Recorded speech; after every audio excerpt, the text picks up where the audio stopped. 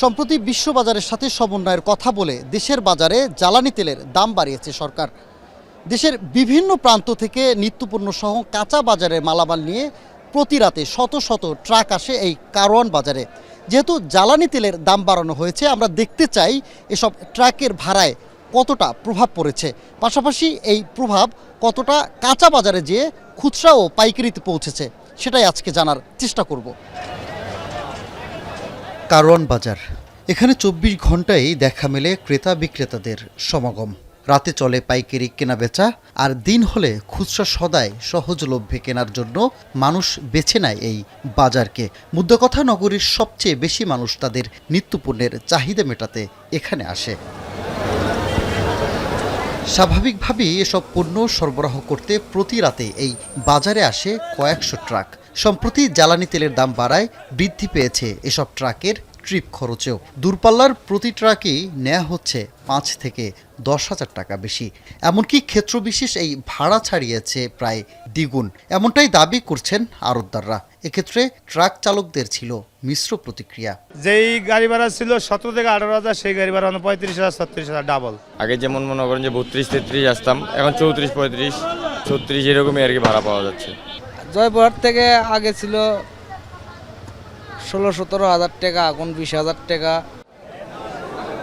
মূলত কাঁচা বাজারের পণ্যে দাম বৃদ্ধি কিংবা কমা বেশিরভাগ ক্ষেত্রে নির্ভর করে ফলন ও আমদানির উপর। তবে সরবরাহ খরচ বেড়ে যাওয়ায় এর প্রভাব পণ্যের দামেও পড়ছে বলে জানালেন বিক্রেতারা।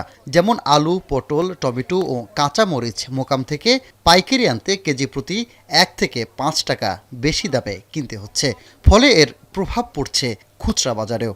আগে আসলে আপনার মনে করেন যে আমরা 750 টাকা কিনতাম বা 800 টাকা কিনতাম, এখন মনে করেন যে আমাদের কিনা পড়ে যেতেছে আজকে বাজার 900 কিনছি আমরা। আগে মনে করেন বেচছি 12 টাকা 14 টাকা, এখন তেলের দাম বেশি, ভাড়া বেশি দেয়া লাগে, বস্তায় 50-60 টাকা বেশি, এখন আমাদের 2 টাকা বাড়ায় বেচা লাগে। কেরেন খরচ বাড়ছে, এই সুবাদে মাল কেজি প্রতি 1 টাকা 2 টাকা বাইরে গেছে।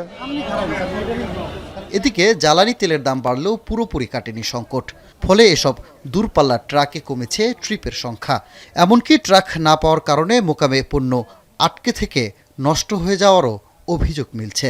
কালকে আমার মাল পঞ্চগড়ে রয়ে গেছে, আসতে পারেনি, গাড়ি পানি আসতে পারেনি, কিন্তু আমার তো মালটা নষ্ট হয়ে গেছে। না অ্যাভেলেবেল এখন পাওয়া যায় না, খুব কম ঠিক। ভাড়া দিচ্ছে না, ভাড়া দিতে চাচ্ছে না, তেলের দাম অনুযায়ী ভাড়া পাচ্ছি না। রংপুরে যে গাড়িগুলো আসে দূরপাল্লার, ওগুলোর সাথে একটু ভাড়া বেশি আর কি। দূরপাল্লা ছাড়াও রাজধানীর আশপাশ সাভার, নবাবগঞ্জ থেকে আসা পণ্যবাহী পিকআপ ও ছোট ট্রাকের ভাড়াও আগের তুলনায় 500 থেকে 1000 টাকা বেড়েছে। একটা গাড়িতে যখন আগে 3500 বা 3600 টাকা বাড়ায়, এখন 200 টাকা বা 400 টাকা একটু আবদার করতেছে আর কি। সানিম মৃধা, এখন, ঢাকা।